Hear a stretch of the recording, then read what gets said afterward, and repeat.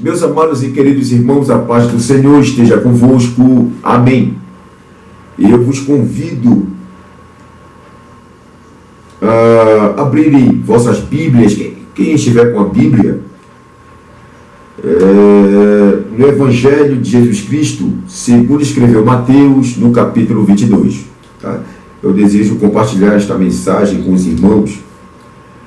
Evangelho de Jesus Cristo, segundo escreveu Mateus, no capítulo 22.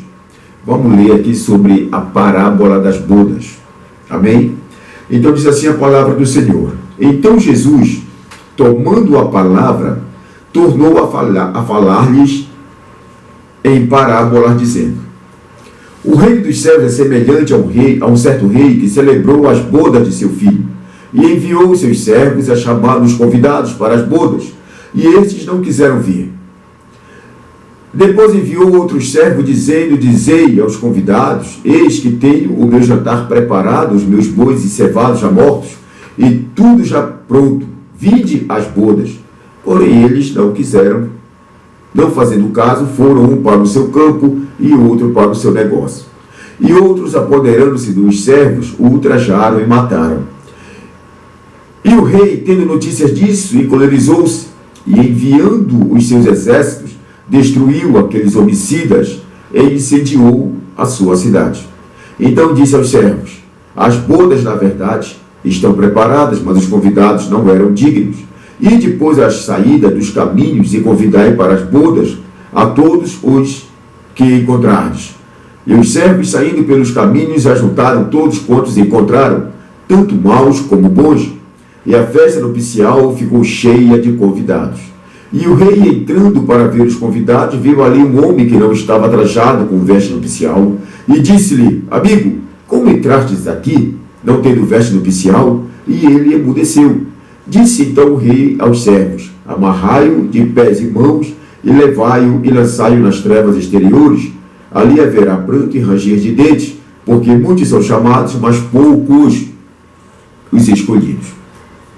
Amém, meus amados? Então nós estamos vendo aqui Jesus Cristo dando ensinamento através de parábolas. O que é parábola? Ele vai usar, uma linguagem figurada para que explicasse, para que falasse sobre o reino de Deus. Ele vai usar ali uma parábola. Né? Então, esta parábola aqui é muito discutida, ela é muito conhecida por parte da igreja. Tem muitas interpretações desta parábola, e nós vamos estar aqui falando daquilo que o Espírito Santo nos revela, daquilo que o Espírito Santo está nos mostrando qual o significado desta parábola. Naturalmente, se você fizer um estudo, você irá ver que há, uma infinidade de interpretações para as parábolas das bodas. Então lá ele começa a parábola dizendo assim, essa parábola começa falando assim: Então Jesus, tomando a palavra, tornou a falar-lhes em parábolas, dizendo: O reino dos céus é semelhante a um certo rei que celebrou as bodas de seu filho, e enviou os seus servos a chamar os convidados para as bodas, e estes não quiseram vir. Que bodas são essas? O rei, ele vai convidar, ele vai convidar alguns convidados para as bodas, para as festas de casamento do seu filho. Naturalmente que Jesus Cristo está falando do Deus Pai Todo-Poderoso.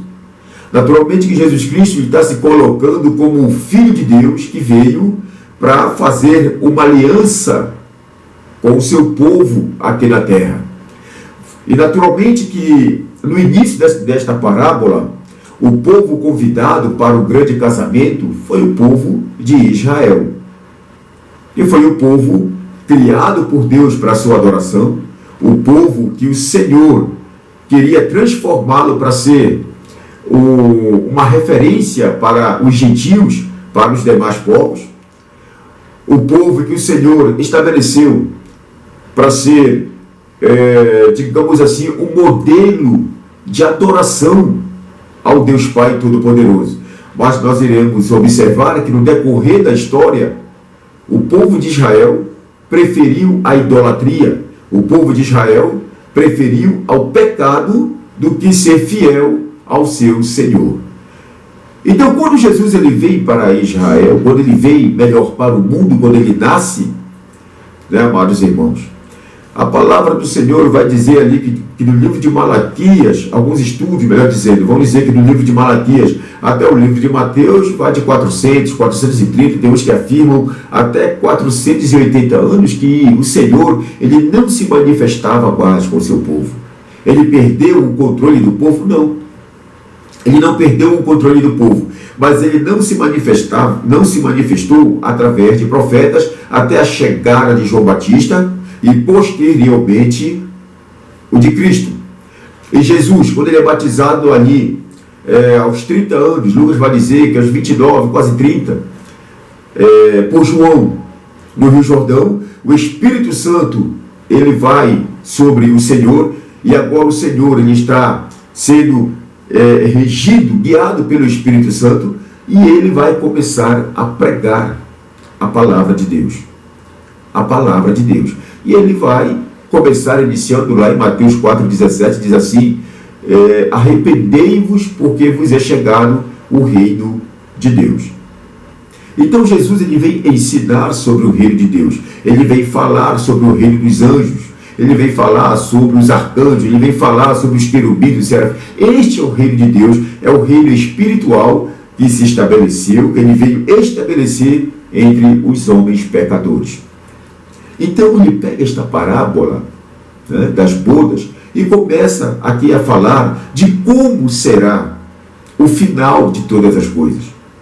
De como será, digamos assim, como será o nosso encontro com o nosso Salvador. Tem uns que associam esta parábola, né, das bodas com a parábola, com as bodas do Cordeiro, que acontecerá ali após o arrebatamento da igreja. Pode ser? Pode sim.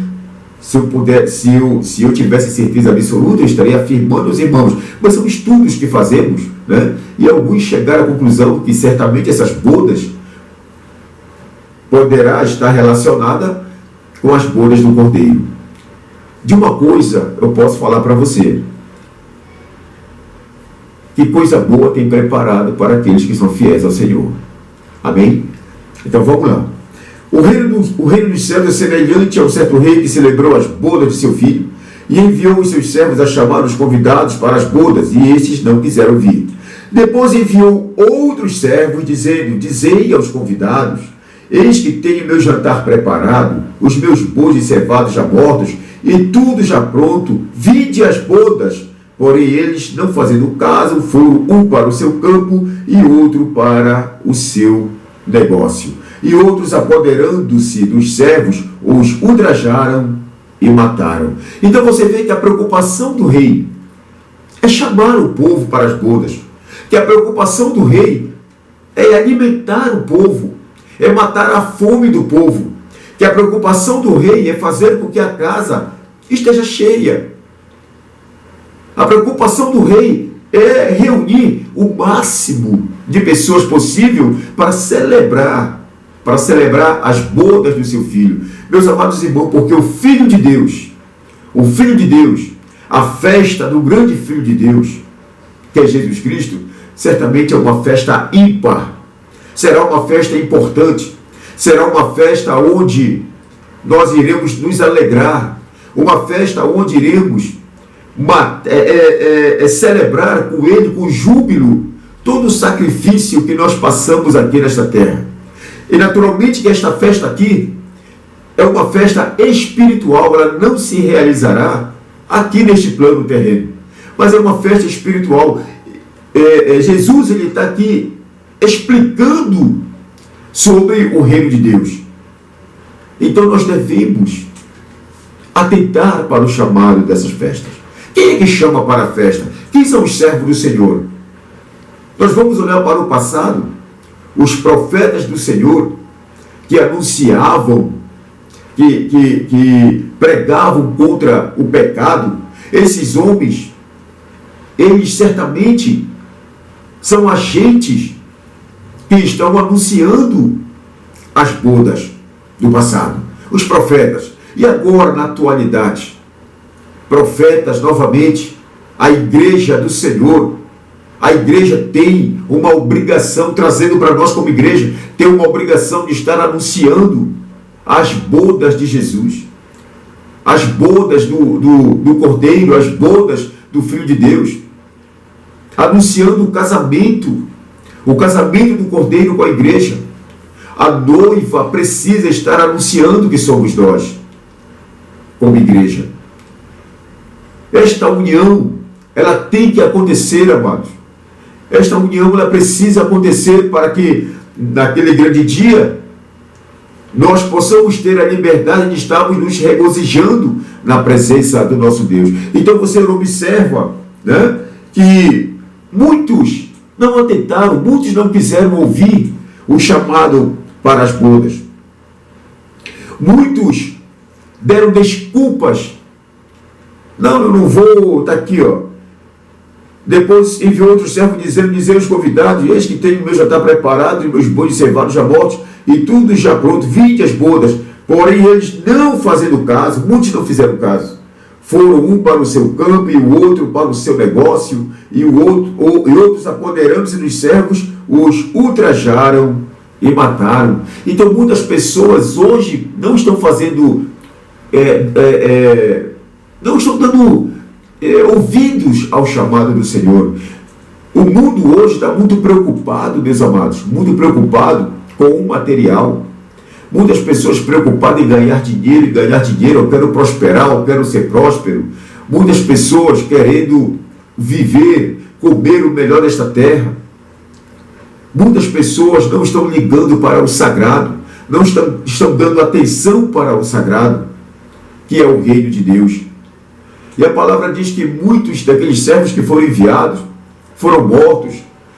Então, o que nos leva a crer, muitos profetas foram mortos, e muitos pregadores, muitos evangelistas, apóstolos do Senhor foram mortos também aqui no tempo da igreja, por anunciarem o evangelho, por estarem pregando o reino celestial. Porque eu garanto a você que a nossa vida, ela não se resume apenas nesse plano que nós estamos vivendo, nesse plano terreno.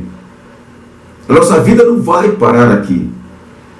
Aqui vai morrer esta carne, mas nós iremos nos encontrar com o nosso Salvador de alguma ou de outra maneira. Nós iremos encontrar com o nosso Salvador.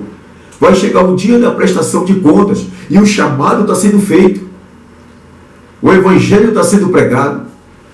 Hoje, naturalmente, como o próprio Cristo profetizou, o Paulo profetizou, hoje muitos evangelhos estão assim sendo diluídos. Um evangelho fácil, que pode tudo, ninguém prega contra o pecado, mas ainda existem agentes do Senhor nesta terra que pregam o evangelho da salvação. Ainda existem pessoas comprometidas com o reino de Deus. Ainda existem pessoas que pregam verdadeiramente o evangelho sem interesse algum. Então, meus amados, é necessário que você ouça o que Jesus está falando com você, o que o Espírito Santo está levando para você. O chamado está sendo feito. Dá ouvidos à palavra de Deus. Tu já tentaste tantas coisas. Tem uns que já tentaram drogas, outros já tentaram se embrenhar pela bebida, criminalidade, tentando trazer prazer para a sua alma, e não conseguiu. Deixa Cristo mudar a tua história. Deixa Cristo mudar a tua trajetória, para que você naquele dia possa estar aqui como um escolhido do Senhor. Você verá aqui a seguir: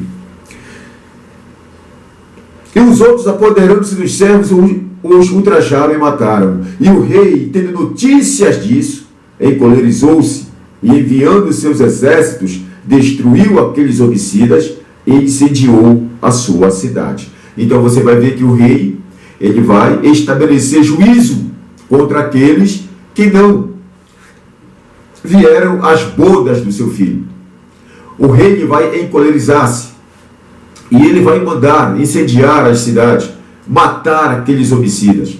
Então todo aquele que não estiver dentro do contexto, amados, do contexto celestial, todo aquele que se negar a ouvir a palavra de Deus, a não compartilhar, irmãos, certamente vai ter o dia do juízo. Você pode até dizer assim: poxa, mas esse Deus que é tão bom, e como é que ele permite que as pessoas sejam mortas, aqueles que não o adorem? Aí está a bondade de Deus, que Deus ele criou o homem para a sua adoração, ele não criou o homem para o pecado. Se Deus fosse tão bom, já teria estabelecido um juízo sobre este mundo e matado a todos. Mas a cada dia que passa, ele vem dando oportunidade para que nós nos arrependamos dos nossos pecados.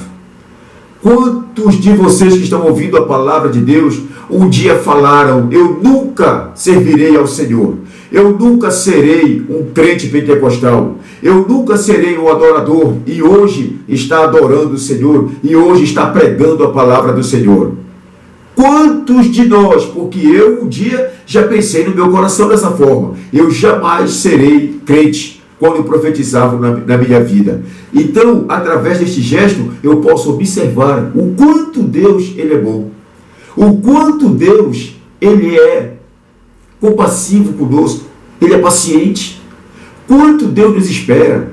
Só que chegará o dia em que o juízo se estabelecerá. Acontecerá aquilo que está escrito aqui. Porque ele vem chamando, ele vem chamando, ele vem chamando, ele vem chamando. E se você não ouvir, vai chegar o dia que o Senhor ele vai levar os salvos e você certamente irá pagar um preço alto. Amém? Então, para você entender como Deus ele é bom. E o rei, tendo notícia disso, encolerizou-se e, enviando seus exércitos, destruiu aqueles homicidas e incendiou a sua cidade. Então disse aos servos: as bodas, na verdade, estão preparadas, mas os convidados não eram dignos. E depois da saída dos caminhos, e convidai para as bodas a todos os que encontrardes. Então o rei vai falar: olha, as bodas, na verdade, estão preparadas, mas os convidados não eram dignos. Aqueles convidados que ele tanto insistiu, que ele tanto chamou, aqueles convidados que mataram os enviados dele, não eram dignos de estar nas bodas com ele, na festa do seu filho, na festa de Jesus Cristo. Então, ele vai dizer assim: e depois da saída dos caminhos, e convidai para as bodas a todos os que encontrardes. Então, observa-se claramente, amados, que a primeira parte da parábola, o Senhor está falando com quem? Com o povo de Israel. Ele está falando com os israelitas. Agora vai entrar os gentios. Quem são os gentios? São povos que não são israelitas. É o brasileiro, é o argentino, o paraguaio, é o alemão, é o inglês. Veja bem aqui, ó. E depois da saída dos caminhos, e convidai para as bodas a todos os que encontrardes. Então aqui ele está abrindo a possibilidade de salvação para os gentios, a todos a quem encontrardes. Foi aí que entrou eu, entrou você, entrou o branco, o negro, entrou os povos que citamos antes, todos aqueles que não são israelitas, todos aqueles que não são, digamos assim, todos aqueles que não são o povo que foi escolhido como prioridade por Deus. Tá? Então, agora vai entrar os gentios. Então você vai ver que a igreja está inserida, porque a igreja é um conjunto de povos, né, de várias nações. A igreja ela pode ser local, ela pode ser mundial, né? A igreja ela é esta mistura, esta convocação de povos diferentes, de diversos países do mundo inteiro. Amém, amados? Então, observa aqui que o rei, ele mandou chamar agora esses povos. Veja bem. E depois da saída dos caminhos, e convidai para as bodas a todos os que encontrardes. E os servos saíram pelos caminhos, ajuntaram todos quantos encontraram, tantos maus como bons, e a festa nupcial ficou cheia de convidados. Vocês observam que os servos fizeram justamente o que o rei pediu. E naturalmente que nesta procura, ele não vai encontrar só bons, ele não vai encontrar só perfeitos, mas ele vai levar maus como bons para a festa nupcial. Ele vai levar para lá, né? Ele o chamou, ele vai levar maus como bons, vai levar aleijado, vai levar todo tipo de gente para a festa. E o rei, entrando para ver os convidados, viu ali um homem que não estava trajado com veste nupcial. E disse-lhe: amigo, como entraste aqui, não tendo veste nupcial? E ele emudeceu. Veja bem, que a festa está acontecendo, mas o rei vai entrar em dado momento da festa, ele vai encontrar um homem que não estava vestido com vestes nupciais. O que isso significa para mim e para você, meus amados irmãos? Que o chamado para se encontrar com Cristo é para todos. O chamado para as bodas, para aquele grande dia, aquela grande festa que acontecerá, é para todos. O chamado para o reino de Deus é para todos. É para todos. É para maus como bons. Agora, prestemos bastante atenção, que as vestes que está sendo tratada aqui, não é vestes feitas pelo maior estilista do mundo. Não. Pelo maior costureiro, não. As vestes se relacionam com a santidade. Com a santidade que deve estar na vida daquele que é chamado de dentro do pecado para fora. É o significado da igreja, chamar de dentro para fora. Chamar aquele que está dentro do pecado para fora. Nós precisamos ser santos. Nós precisamos entender que o projeto de salvação não é da forma como nós pensamos. Muitas pessoas pensam que é apenas aceitar a Cristo como Salvador, que é apenas chegar lá e confessar a Cristo, aceito Jesus, está tudo ok, não tem problema nenhum, já acabaram seus problemas, as culpas já foram apagadas, e agora eu vou descansar que agora eu sou salvo. E não é bem assim, meu amado e querido irmão. Eu vou citar de forma bem rápida aqui os 5 passos para a salvação. O primeiro passo é a conversão. É justamente aqui, nesta palavra, quando nós somos chamados, quando nós somos tirados do pecado, quando o Espírito Santo vai lá e nos tira das valetas e nos manda para a presença de Deus, onde há fartura, onde há festa. O segundo passo da salvação é a regeneração. Esse é um processo que o Espírito Santo ele opera no homem. Somente o Espírito Santo pode operar a regeneração. É quando ele vai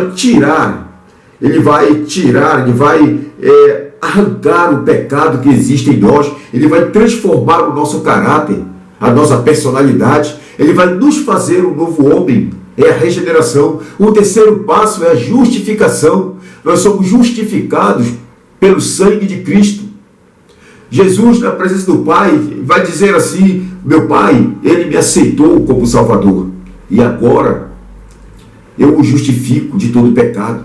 Então, Satanás não vai ter mais acusações contra nós. O quarto passo é a santificação. É a santificação. É quando eu sou separado do mundo, dentro do mundo. Eu moro na Babilônia, mas eu não sou babilônio. Eu moro no Egito, mas eu não sou egípcio. Este mundo pecaminoso, este mundo corrupto, este mundo de prostituição, não pode me afetar. Eu não posso mais fazer parte dele. Amados, tem mulheres dentro da igreja, eu vou falar, mulheres me perdoem, mas tem mulheres dentro da igreja que parecem mais uma modelo do que uma serva do Senhor. Que se tirar toda aquela maquiagem, eu não sei quem é quem. Mulheres com roupas curtíssimas, com roupas que mostram todo o seu corpo, delineando o seu corpo. Homens dentro da igreja, sobrancelhas feitinhas, com as roupas apertadinhas também. Tem os pregadores agora com sapatênis, né? Uma calcinha bem apertadinha dentro da igreja. Já não usam mais gravata como assembleianos da palavra. Estou falando como assembleiano. Já não usam mais gravata porque agora é moda. Basta uma calcinha e um blazer, porque é todo mundo jovem, meu irmão. Isso é vaidade dentro da casa do Senhor. O que nós devemos fazer é nos vestir de santidade. Porque Jesus, ele não vem com tatuagem. Jesus, ele não vem com lentes de contato. Jesus, ele não vem, meu irmão, com uma roupinha transada aí, não. As vestes dele continuam sendo brancas. O nosso rei, ele é santo, ele não mudou, amados. Não adianta nós acompanharmos a modernidade e ficarmos fora do reino de Deus. Presta bem atenção no que Jesus está falando, que o Espírito de Deus está mandando falar para você. Então, estas são as vestes que nós devemos nos vestir de santidade. Veja bem que o rei, ele vai entrar. E o rei vai perguntar para aquele homem: amigo, como entraste aqui não tendo veste nupcial? E ele emudeceu. Outra lição que aprendemos, que não vai ser porque você é amigo do pastor, não vai ser porque você ajuda o pastor, que você é bajulador do pastor, que você vai entrar nas bodas. Lembre-se que foi chamado tantos bons como maus. Foram chamados. Mas os maus não ficaram na presença do Senhor como foram chamados. Presta bem atenção. E tem muitas pessoas que também falam assim: Deus me chamou assim, então eu vou ficar assim e ele vai ter que me levar. Você vai ficar de fora. Você vai para o inferno se você não se converter, meu irmão. Se você não se colocar na presença do rei da forma como o rei quer que estejamos, com vestes nupciais, ou seja, com vestes de santidade. Então, como eu falei anteriormente, não vai ser porque você é amigo do pastor, porque você é convencionado, tem uma carteira da convenção, porque tem pessoas que eu sou convencionado, ostentam uma carteira e pensam que é mais crente do que A do que B. Não é assim não, meu irmão. Na presença do Senhor, todos deveremos estar com vestes nupciais. Outra coisa, nós temos que liberar perdão, meu irmão. Nós temos que perdoar para estarmos na presença de Deus. Nós temos que abrir os nossos corações e liberar perdão. Ah, mas a razão quem tem sou eu. Libera perdão, meu irmão. Libera perdão, que assim o rei, ele vai encontrar vestes nupciais em você. Ele vai ver que você está vestido adequadamente. Libera perdão para aquele que te feriu, para aquele que te maltratou, para aquele que te distratou, que certamente o rei vai te abençoar naquele grande dia. Então, o rei pergunta para aquele homem: como tu entrastes aqui? E o homem emudeceu, o homem não teve como falar. Naturalmente que isso aqui é uma parábola, né, amados? E no céu não entra pecado. Mas o Senhor, ele está usando essa parábola para nos alertar. O 13. Disse então o rei aos servos: amarrai-o de pés e mãos, levai-o e lançai-o nas trevas exteriores. Ali haverá pranto e ranger de dentes, porque muitos são chamados, mas poucos escolhidos. Então o rei mandou amarrar aquele homem de pés e mãos e lançá-lo nas trevas exteriores. O que nos mostra que aqueles que foram achados vestidos adequadamente ficarão na festa, mas aquele que não estiver vestido adequadamente será lançado nas trevas exteriores e posteriormente ao inferno. E o versículo que nos chama a atenção: muitos, porque muitos são chamados, mas poucos os escolhidos. Irmãos, este versículo pequeno da palavra de Deus, este versículo tem um significado muito grande para nós. Não é todo mundo que está dentro da igreja, não é todo mundo que abre a boca para falar de Deus, não é todo mundo que prega, não é todo mundo que roda dentro da igreja, não é todo mundo que grita, que dá glória a Deus e aleluia, não é todo mundo que dá dízimo, não é todo mundo que dá oferta, não é todo mundo que frequenta templos que serão chamados, que serão escolhidos, melhor dizendo. Amém, amados? Muitos serão chamados. O chamado é para todos. O chamado é para todos. Observem que o Senhor, Ele quer a casa cheia. A casa tem que estar cheia. O Senhor continua chamando. Você olha as igrejas lotadas. Você olha os templos lotados. Lá tem um congresso ali, está lotado. Muitos serão chamados. Muitos serão chamados. Mas poucos os escolhidos. E a escolha, quem vai fazer, não é o Senhor quem vai fazer a escolha. A escolha quem vai fazer é você que está dentro desse chamado. A escolha quem vai fazer da salvação é você. É você que vai decidir para onde você quer ir. Como eu escolho, pastor? Você escolhe, meu irmão, minha irmã, meu irmão. Você escolhe praticando a santidade, sendo santo neste mundo. Você escolhe lendo a palavra de Deus, você escolhe fazendo bem, você escolhe liberando perdão, você escolhe não se contaminando com toda esta imundície que a gente está vendo aí nos dias atuais. Você escolhe não compactuando com os costumes do mundo, com os costumes que o mundo está oferecendo. Seja santo na presença do Senhor, se vista com veste de santidade, vestes brancas, alvas. Seja fiel ao Senhor e Ele te honrará naquele dia. Ele vai olhar para você e vai te abraçar, Ele vai te receber no seu reino. É assim que nós devemos proceder. Amém, queridos? Vistamos com veste de santidade, em nome de Jesus. Vou estar orando pela igreja neste momento. Senhor, nosso Deus e eterno Pai, em nome de Jesus, nós te damos graça por esta palavra que o Senhor colocou em nossos corações. Meu Deus, Tu és o Deus, Senhor, das nossas vidas. Tu és o Deus, Senhor, que nos chama, Senhor, para o encontro contigo, para as bodas do Teu Filho. Meu Pai, que o Senhor venha, Senhor, nos dar força, nos purificar, nos santificar, Senhor. Lança por terra toda idolatria, lança por terra toda inveja, lança por terra tudo aquilo, Senhor, que poderá nos afastar dos Teus caminhos. Venha nos dar sabedoria, discernimento através do Teu Espírito, para que as nossas vestes sejam sempre santas, Pai. Nossas vestes sejam alvas, que as nossas vestes sejam de núpcias para nos encontrarmos contigo, Senhor. Visita a Tua igreja no Brasil, visita a Tua igreja no mundo inteiro, Senhor. Meu Pai, desperta a Tua igreja, Senhor. Desperta a Tua igreja para um chamado contigo. É o que eu te peço, Senhor. E desde já eu te agradeço, em nome de Jesus Cristo. Amém e amém. Fiquem todos com a paz do Senhor. Deus nos abençoe, meus amados irmãos. Amém.